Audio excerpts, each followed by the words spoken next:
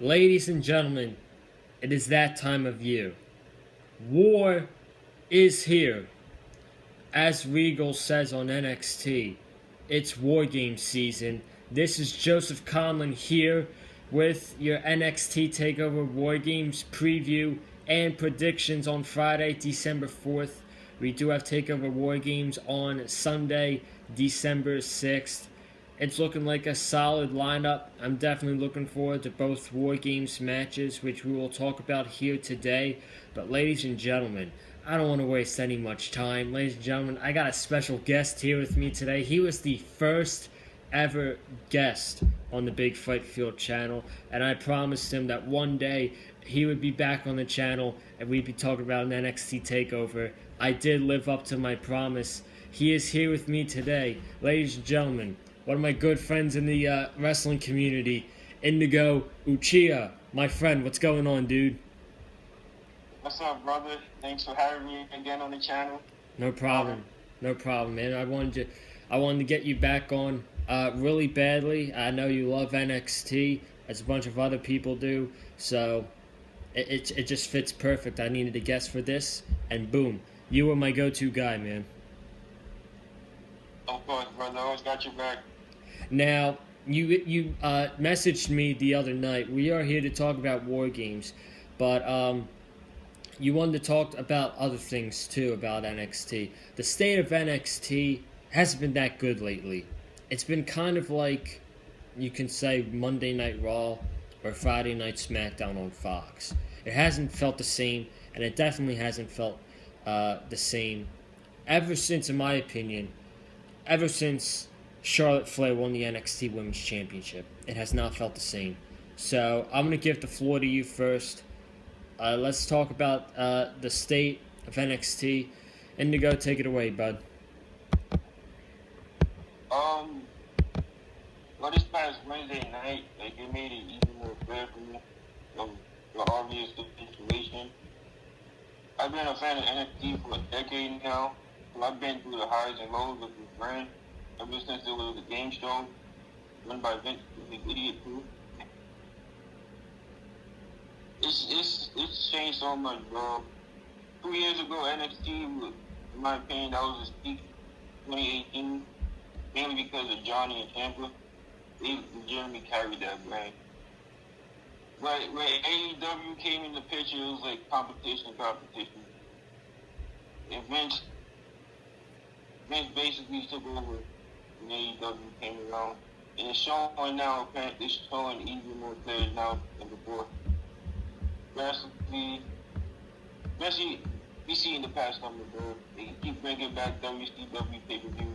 They waited 20 years to do that, by the way. It's just desperation at this point for ratings. Are you talking about the Halloween Havoc? What's that, bro? Are you talking about the Halloween Havoc show that happened a couple weeks ago? Yeah, and the Great American Bash this past summer. Oh, yeah. It's just desperation for ratings. Now they want to do it now. They had all these years to do it. You get what I'm trying to say? And it's just a mess now. It's showing.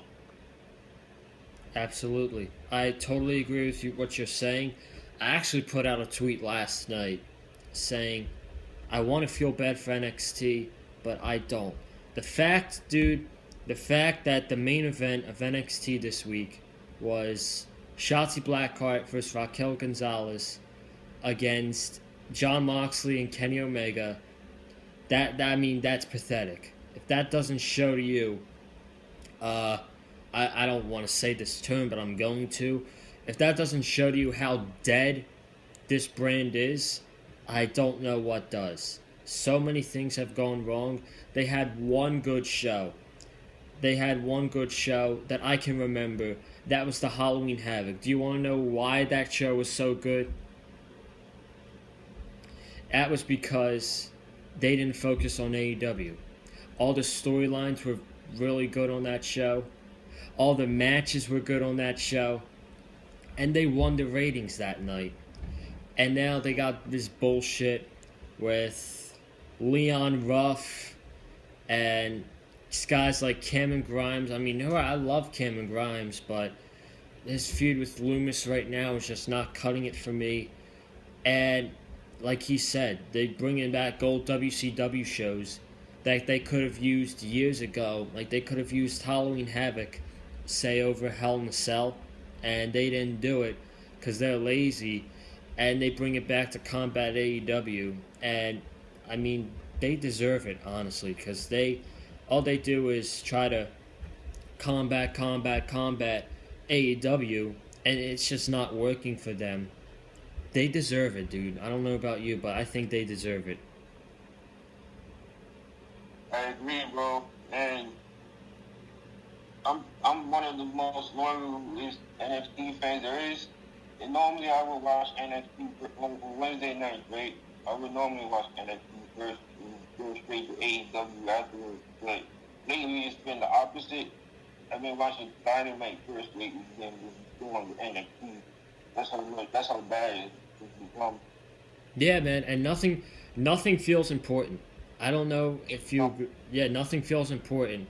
Like going into this show, like I know it's War Games. The show's probably gonna be very good, but this War Games field has been very lackluster, and there's only like 1 or 2 matches that I care about on this show. I absolutely agree, bro. Yep. So, what do you say? You want to dive into the matches here? Yeah, I'm ready when you are. Let's go. We're going to dive into the matches. The first match we're going to talk about out of 5 is a singles match. We got Timothy Thatcher going one-on-one with Tommaso Ciampa. This match was made official Wednesday night on NXT. I guess these guys are fighting just so they could get another match on the card. Not a lot of build going into this one, but we know Ciampa's very good. Timothy Thatcher, he's a very good wrestler, very good technical wrestler. His problem is, dude, he's got no charisma for these, and that's why I can't get into a guy like Thatcher. But I'm gonna take the pick on this one first. It's Ciampa. Obviously, it's gonna be Ciampa. There's no way he loses this match to Timothy Thatcher. He wins, and then maybe they start building him up for the NXT Championship because they got no challengers for Finn Balor that I can think of right now. So, Ciampa wins. They start building him up to the NXT Championship, and Sunday night's the start of it. The floor is yours. Tommaso Ciampa or Timothy Thatcher? Say yourself, I'm going Ciampa as well. Because Timothy Thatcher, he's dead now. They booked him so weak ever since his what they called that match, the fight pit match with Matt Riddle. Yes. Before he got after that, he's been booked like shit. Yeah, I'm going with Ciampa too. It's time for Ciampa to get back Rudy, and I think he's the right person to take it for Finn Balor. Yep, I do too. A lot of people. Now, I'm gonna get your insight of this for real quick. A lot of people were saying Karrion Kross was gonna come back and take the title from Finn Balor. I don't think Karrion Kross is coming back to NXT. I think after Vince McMahon took a look at him and Scarlett, especially her, when he comes back, I think he's main roster bound. What about you? I absolutely agree, bro. I don't know when he's supposed to be coming back from injury, but he's main roster bound at this point. Yep, absolutely. So we're both going for Tommaso Ciampa here, and Sunday night, that's the start. That's the start to the build to getting Goldie back for Ciampa. Then we got a feud that, I mean, it's just, like I said earlier, this feud's dead. All they do, like, he's laughing about it. He knows the truth. Gimmick match after gimmick match after gimmick match. This Sunday, it's a strap match. Dexter Lumis versus good old Cameron Grimes. Cameron Grimes. He's going straight to the moon. That's my Cameron Grimes impersonation. I hope you guys enjoyed it. Hopefully, I didn't sound cringe there. But Cameron Grimes, good old Cameron Grimes versus Dexter Lumis in a strap match. I don't care. I don't care. The first thing at Halloween Havoc, they had a haunted house match, kind of like the Bray Wyatt Randy Orton back in 2017, except their Grimes and Loomis's match was better. And then they had a blindfold match, which I mean, I don't know. Was Vince McMahon booking that match between them? Like, my God, that was terrible. And then they lead to the strap match on Sunday between these guys. I'm gonna go Loomis. I was gonna pick Grimes, but I was like, this is the end of the feud. This feud is not continuing after this. Loomis is gonna get the win. I don't even know. I don't even know where he goes from here. So, Cameron Grimes versus Dexter Lumis. Your prediction on this match?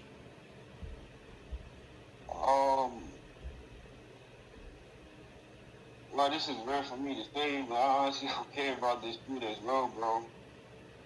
Since they started this, I don't know what they do with Cameron Grimes. Like you said, there's so much potential in him. It is wasted. Dexter Lumis, I don't know, his character to me, I feel like they still like in the working stages of the character. I don't think we really seen the form of Dexter Lumis. Mm-hmm. I think I'm going with him to win the match.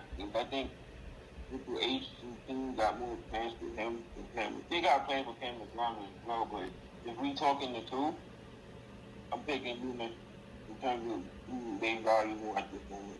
Yeah, both going Dexter Lumis. See, the thing with him, I would say after this he'd go for the North American title, but they already gave him a shot at the North American title, and he lost. So after this feud with Cameron Grimes, unfortunately, he's directionless. I have no idea where he goes after this, and it's not in a good way. What do you think?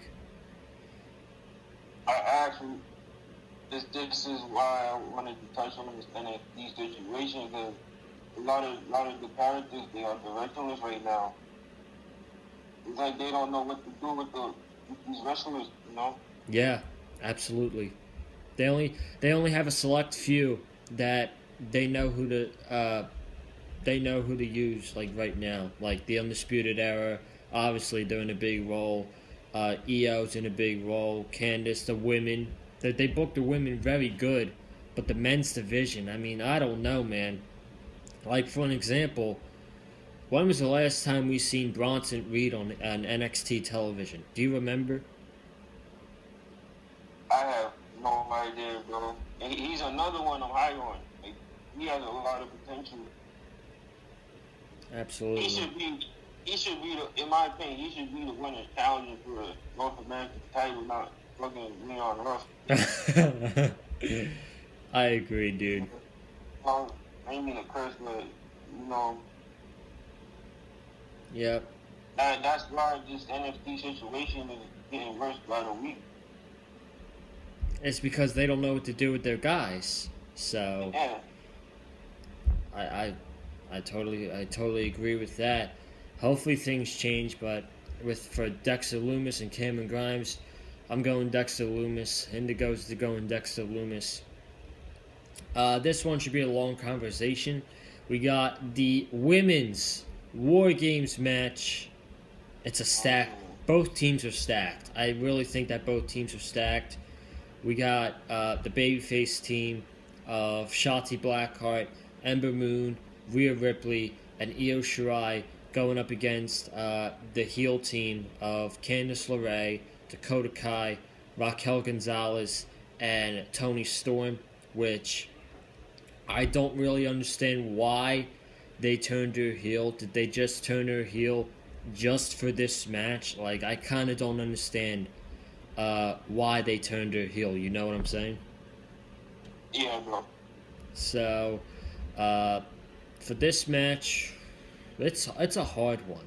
This is actually, a hard one to predict because you can build momentum, you can build up challengers for Io Shirai in this match. I don't mean to put the pressure on you. I'm gonna give it to you first. You got the prediction first for the women's War Games match. It's a hard one in my opinion, but who do you got? Uh, like you said, bro, this is a tough one. We gonna be talking about this for a few minutes. Um, First of all, I like to say that the NXT Women's Division keep the NXT alive. Oh yeah, Bro. Absolutely. Stacked division, best women's division in the world. Especially after adding Tony and Amber Moon, it's like they back on top. Yeah. I think this Rhea's time, bro. I think it's getting cooled down pretty soon. I wouldn't be surprised if we still have the Rumble. Yeah. So you think Rhea's done after this? I was thinking about that lately. I think she is. Yeah. Cause what else is there for her to do? Like, she already challenged Io. She lost. She's basically in the back of the line. Yeah. And she was a champion. She has to look strong. So with that, I like how. go ahead. I'm sorry, bro. What's that? No, I said so. You're going with the baby faces to win. I just want to just touch on certain individuals in this match. Oh, okay. My bad. Continue. Okay. On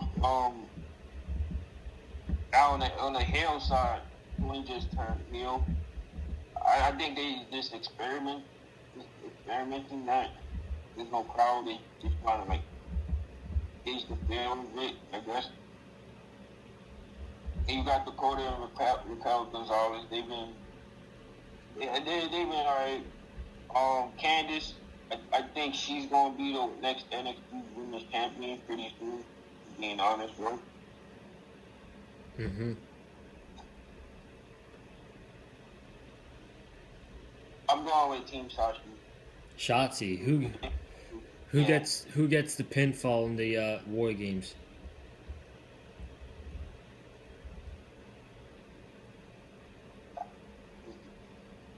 I'm going with Sashi, bro, because it's obvious they high on her as well. I definitely see her challenging Io again pretty soon. Gotcha. It's pretty. She's just killing it lately, especially after Halloween Havoc. You know? Yeah, man. I'm very high on Shotzi Blackheart. I was actually very close to buying a shirt for one of her merchandise shirts for Christmas this year, but I decided not to. I decided to go with something else. So, but I mean, she's been doing an incredible job. So I might as well get to my prediction. She's been doing an incredible job in her role in NXT. She has risen very nicely. Sorry, bro. I forgot to mention. I saw, Chasing Glory, right? Yeah. Podcast. She interviewed Sashi Blackheart. That made me respect her even more. You definitely need to check that out if you have the time. Dude, you should DM me that when we're done this. You DM me the podcast. I'll definitely go listen to it because I'm a huge fan of Shotzi Blackheart, and I'll listen to her at any time. So. Yeah, she's been grinding to get to WWE. She was one of the most popular wrestlers in the world outside of Matt Riddle. That's why they signed her first. I think she was the first person they signed. There's so much potential for her. Yeah, absolutely. Now, I do think she's going to be the women's champion, but she'll probably be the women's champion in 2021. But for this match, this is a hard one. I'm going with the heels. I'm going to go different here. I'm going with the heels. I'm going with Candice LeRae, Dakota Kai, Raquel Gonzalez, and Toni Storm. I think Toni Storm picks up the victory here. I think she picks up the victory for her team. I think she'll get the pinfall over maybe Rhea Ripley. I was going to say Io, but I wouldn't want that to happen because Io's the champion. She's got to look strong. But they do need challengers. They're going to have a few challengers coming up for Io Shirai. I think Toni Storm fits in there pretty nicely. She's a heel now. And I can actually see Toni Storm taking the Women's Championship off of Io Shirai, then going into either SummerSlam weekend or a takeover in June. We will get Toni Storm defending the NXT Women's Championship against Shotzi Blackheart, and that's going to be Shotzi's moment, and that's when she's going to become the NXT Women's Champion, which I'm sure we all want to see Shotzi as the Women's Champion. But for right now, for this match, I'm going with the heels. I think Toni Storm picks up the victory, and our good friend Kevin would be happy with that because shout out to Kevin Cabaza, he's a huge Toni Storm fan. So my guy. Yeah, we great friends with Kevin, me and Indigo. So I'm going with the heel team. He's going with Shotzi Blackheart's team. Oh, are you ready to talk about this triple threat? Leon Ruff time, folks. Leon Ruff. I have not been able to talk about this on the channel yet because I just stopped doing NXT reviews. So not like I didn't want to review it, but like just for school and stuff. But we have Leon Ruff defending the North American title against Damian Priest and against Johnny Gargano.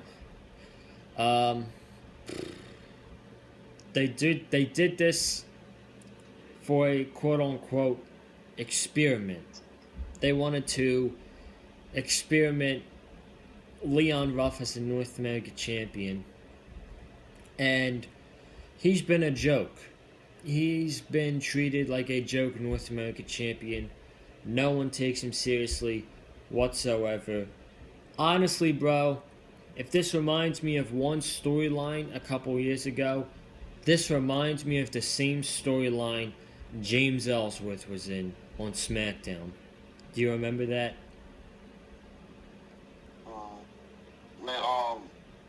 When he was paired with Dean Ambrose for a while? Yes.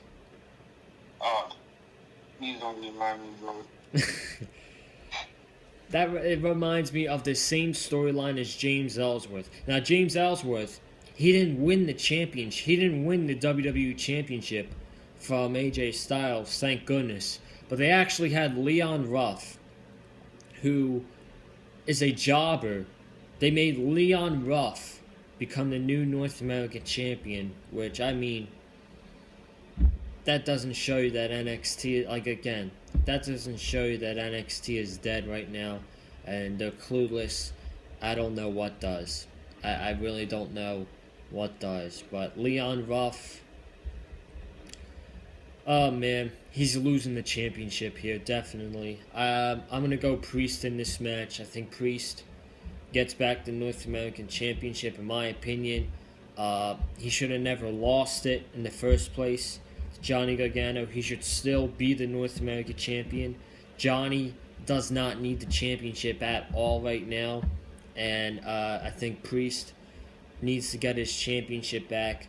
And we need to see some great matches with Damian Priest as the North American champion. So for this triple threat match, I'm going to go Damian Priest. Indigo, who do you got for this triple threat match? For the only championship match happening at Takeover. I'm going with Damian Priest as well, bro. As for this Leon Ruff situation, when they first did it, I was like, he's gonna drop the title a week later, which of course they didn't do. And when he was in a vlog, bro, he looked completely different than what we see now. But now he's ever since he's dying and he's a jobber. I don't know why they gave him the belt. Again, Triple H was saying that he wanted to try something different or whatever. Yeah. But how is that? You know, Damian Priest is somebody that he's one of those guys that could be a big star on the main roster. Pushing rate. Mm-hmm. He shouldn't be in a storyline like this, bro. And same goes for Johnny. They deserve better. Yeah, absolutely. Yeah, Damian Priest winning the North American Championship. And this actually shows, I just came up with this in my mind. You had Johnny winning the North American title at Halloween Havoc. You had Leon Ruff winning the title like a week later, I think, or something like that. This doesn't look good for the North American Championship.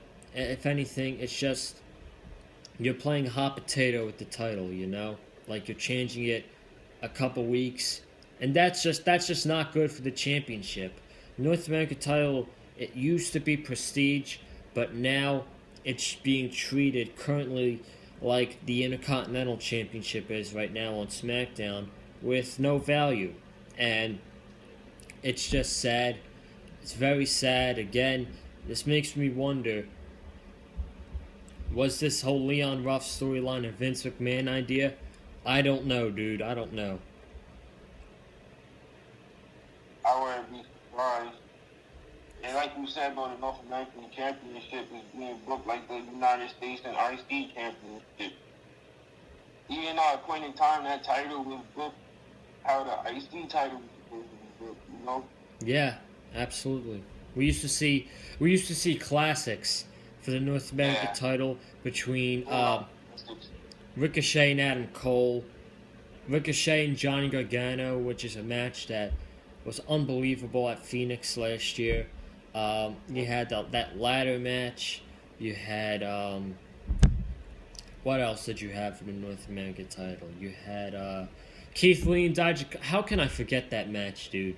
That match feels like that match at Takeover Portland between Keith Lee and Dominic Dijakovic feels like it happened years ago, just because they're both on the main roster right now, you know. Teabag. Yeah, Teabag, and limited Keith Lee. Moving on. Oh, go ahead. I'm sorry. It shows that, you know, it's the AEW effect. That's what it is. Yep. Absolutely. I couldn't agree more. Main event. This is actually the match I'm looking forward to the most. This needs to main event the show. We got the tag team champions, Oni Lorcan and Danny Burch. Pete Dunne is there as well. Pete Dunne is now a heel. And Pat McAfee, the team leader, going up against the Undisputed Era's Bobby Fish, Kyle O'Reilly, Roderick Strong, and Adam Cole. This is the fourth consecutive year in a row that the Undisputed Era has been participating in War Games. Last year, obviously, we know they lost to Ciampa, Keith Lee, Dijakovic, and Kevin Owens. This match, I think it's going to be a great match. I'm really excited for this match. It should be good stuff. Again, dude, War Games match. I'm going to hand it over to you with the first prediction on this one. So who you got between Team McAfee and the Undisputed Era? Oh, man. This is going to be even tough to pick in the women's match. I agree. This is actually a tough one to predict. Hey, guys, man. First of all, I just want to say, bro, definitely check out Isaiah Swift's guy's podcast, Swift City. Recent interview with the Undisputed Era, and that was, like, really good. I haven't been able to check out an episode of his podcast yet, but if I look it up on Apple Podcasts sometime during the weekend, I'll possibly watch it. So, thank you for the recommendation. Yeah, I just want to, like, put that out there. His podcast is up there with, you know, with Chris Van Vliet. That's just my opinion. Gotcha. Some categories, you know. Mm-hmm. Undisputed Era. I brought this interview up to tie in what I'm about to say. They had a very interesting 2020. I believe it was Kyra Riley that said it. Yes, I think so. I'm happy that he's finally gotten that opportunity to branch out as a single wrestler. Because I've been a fan of him since Ring of Honor days, so I know what he's capable of him as a single wrestler. So I was happy that he got that opportunity against him. Yeah, and he delivered. I'm sorry, what you said, bro? I was gonna say he delivered in that match with Finn Balor too. I'm upset he didn't win, but I mean that's one of the top NXT matches of the year in my opinion. So you can continue on.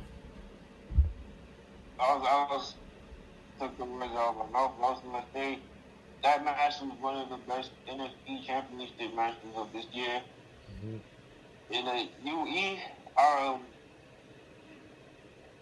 you think it's time, bro? I want to go to you about this too. I would say if they're gonna go up, I'd bring them up after WrestleMania probably. If you're gonna bring them up, I'd bring them up with fans there. Yeah. Because Adam Cole especially, he's done so much with the brand. What else is there for him to do after this pay-per-view? Now, on the heel side, we got... I told you this before, bro. I said if Pat wants to take wrestling seriously, he, by all means, go for it. Mm-hmm. Yeah. He has it all, like, what a wrestler's supposed to be. Like, he has it all. Even that to this day, his debut match, Adam Cole, got all of them. He was all surprised. No one expected him to have that great match with Adam Cole, and that actually turned out to be really good. So, him being in this match, I think I'm fine with, and I'm fine with him getting a second chance. And now he's gonna be in the ring with 7 veterans. He's been doing this for over a decade plus. And Pete Dunne, oh man, he's one of my favorite wrestlers right now. Of WWE. Mm-hmm. I'm happy that he's back in our NXT here in the States. Mm-hmm. And only in Birch, I'm happy for them too, man. It was long overdue. Absolutely. I think this will be match of the night. If I'm being honest with you, bro. I totally agree with that. These 8 men in a War Games match, like we saw what the Undisputed Era can do in that type of match. Like we seen it do in there. So I'm going with the heel in this match. You're going with McAfee, Dunn, Oni, and Birch. Yeah. Gotcha. I'm going the same route. I'm going with McAfee, Dunn, Oni Lorcan, and Danny Birch. Undisputed Era. If they lose this match, they're fine. They're not going to lose anything. McAfee, he's got the new stable here. I think his team needs to win. Eventually, when the Undisputed Era gets called up, I don't think it's going to be. I don't think it's going to be after Sunday, but eventually they're going to have people fill in Undisputed Era's role as the top faction. And I would like to see, actually, when Damian Priest wins the North America Championship on Sunday, I hope. I'd like to see a North America title feud between Dunn and Damian Priest. Pat McAfee does not need to go for a championship. He can just he's the mouthpiece. He's the mouthpiece for that faction. You can have Lorcan and Birch as the tag team champions, and you can have Pete Dunne become the new North America champion, taking it off of Damian Priest.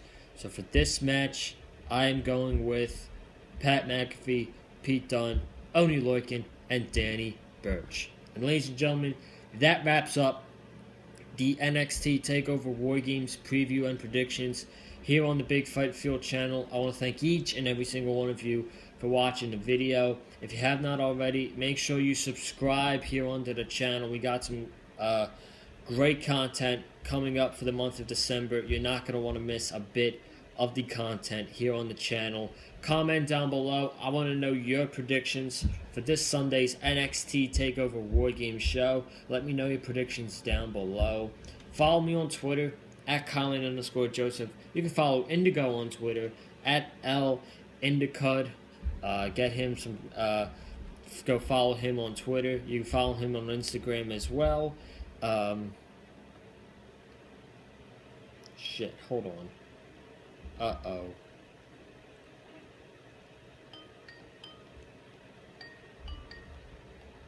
Someone called my phone. You there?